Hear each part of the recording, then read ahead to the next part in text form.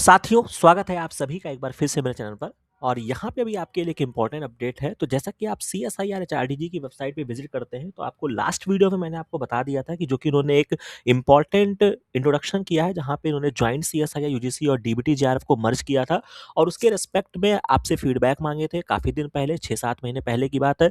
और उसके बाद इन्होंने इस बात को, जो भी आपकी क्वेरीज थी, उसका जस्टिफिकेशन देते हुए उन्होंने बताया कि इस एग्जाम को हम अप्लाई करने वाले हैं, लेकिन वो एग्जाम आपका दिसंबर 2026 से जो होगा वो आपका लागू होगा। लेकिन इंपॉर्टेंट चीज़ ये थी कि बच्चों के दिमाग में अभी भी ये सवाल थे कि क्या जो आपका जून में एग्ज़ाम जो यहाँ पे सीएसआईआर का कंडक्ट होगा, उसका सिलेबस क्या होने वाला है। लेकिन मोर और लेस जो बात की यहाँ पे निकल कर आई थी वो यही था कि भाई आपका जून तक का जो सिलेबस होगा वो आपका पुराना ही चलेगा, ठीक है। बट यहाँ पे एक और इम्पॉर्टेंट चीज़ मैं आपको दिखाना चाहूँगा कि बच्चों के दिमाग में बहुत सारे क्वेरीज थे, बहुत सारे दिमाग में क्वेश्चंस थे। तो उसी के क्रम में अगर आप इनकी वेबसाइट को एक्सप्लोर करते हैं, जो कि अब फर्दर अपडेट हो गई है, तो यहाँ पे जब आप इनकी वेबसाइट पे आते हैं तो आपको एक सेक्शन देखने को मिलेगा जहाँ पे लाइफ साइंस एंड बायोटेक्नोलॉजी के नाम से ये पेज जो है वो आपका बन गया है। तो यानी कि ये बात की पुष्टि हो गई है कि अब आपका जो जो भी आपने फीडबैक दिए थे उसको मर्ज करते हुए इन्होंने उसको अप्लाई कर दिया है और उस पर काम करना भी स्टार्ट कर दिया है। तो ये चीज़ क्लियर है कि आपका लाइफ साइंस एंड बायोटेक्नोलॉजी जो है वो आपका पर्टिकुलर दिसंबर 2026 से कह सकते हैं कि वो आपका मर्ज हो चुका है। राइट। तो यहाँ पर एग्जाम का पेपर का पैटर्न भी क्या होने वाला है, क्योंकि उस नोटिस में ये बात नहीं बताई गई थी, ठीक है। अब फर्दर ये चेंज करते हैं नहीं करते हैं वो एक बात की बात है। बट यहाँ पे जो आपका एग्जाम का पैटर्न है वो आपको मेंशन किया गया है, जो कि आपका लाइफ साइंस एंड बायोटेक्नोलॉजी के नाम से होने वाला है, तो पुराने पैटर्न के हिसाब से ही होगा।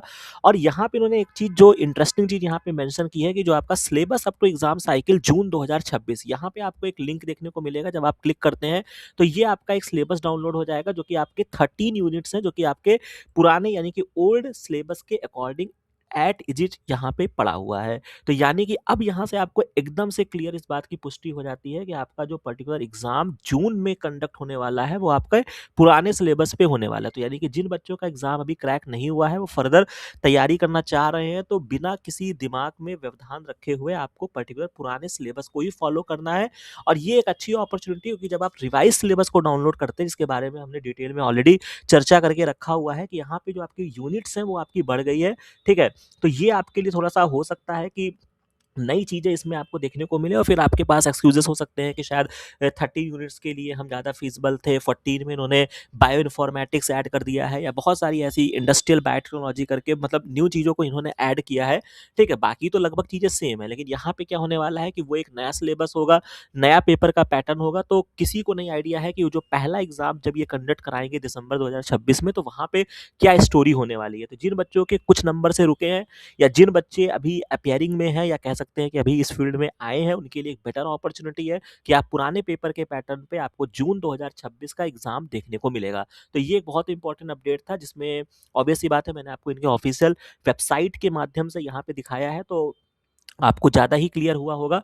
तो अब दिमाग में आपको किसी भी तरीके का कोई भी व्यवधान नहीं रखना है कि एग्ज़ाम के पैटर्न के लिए हम 2026 में, जो आपका जून में होने वाला है, उसके लिए हम क्या स्ट्रैटेजी फ़ॉलो करें, या क्या हम किस तरीके से सिलेबस को फ़ॉलो करें।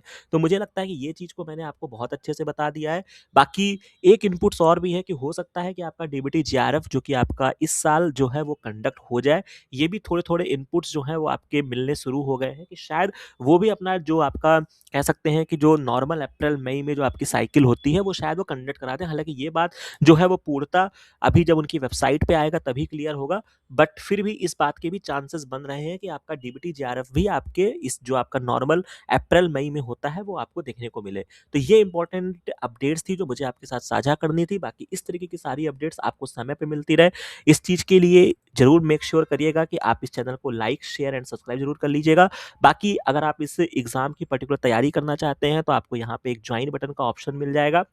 वहाँ पे आपको बहुत सारे कंटेंट्स आपको देखने को मिलेंगे। आप प्लेलिस्ट के कॉलम में आएँगे, यहाँ पे आपको हर एग्ज़ाम्स की प्लेलिस्ट आपको देखने को मिल जाएगी। अगर आप सीएसआईआर के लिए पढ़ना चाहते हैं, तो आपको सीएसआईआर एक्सक्लूसिव लेक्चर्स यहाँ पे देखने को मिल जाएँगे, क्वेश्चन पेपर्स देखने को मिल जाएँगे। तो सारी चीज़ें यहाँ पे अवेलेबल हैं, और आप पर्टिकुलर हमारे टेलीग्राम चैनल को जॉइन कर सकते हैं, और यूट्यूब चैनल के इस वीडियो के कमेंट सेक्शन में भी अपनी बातें रख सकते हैं। अगर आपको किसी भी तरीके की कोई भी दिक्कत आती है, तो आपको उसका सॉल्व करने की कोशिश की जाएगी। तो ये इम्पोर्टेंट अपडेट था जो मुझे आपके साथ साझा करना था। बाकी कहीं पर कोई समस्या आती है तो उसको बताने में किसी भी तरीके का वेट मत करिएगा। बाकी मिलते हैं नेक्स्ट वीडियो में नेक्स्ट इन्फॉर्मेशन के साथ। Thank you very much.